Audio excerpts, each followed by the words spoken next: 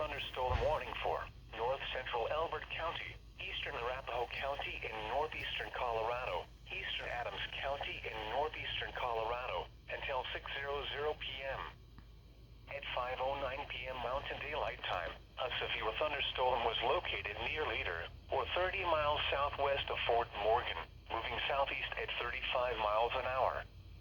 Hazard, ping-pong ball-size hail and 60 miles an hour wind gusts.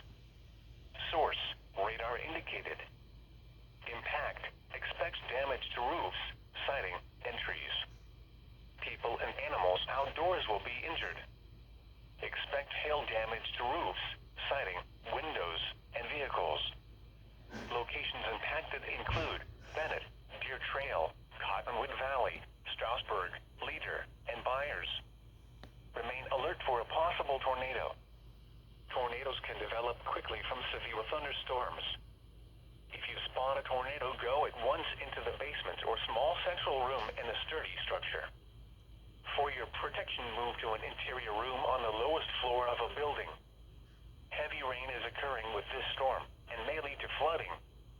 Do not drive your vehicle through flooded roadways.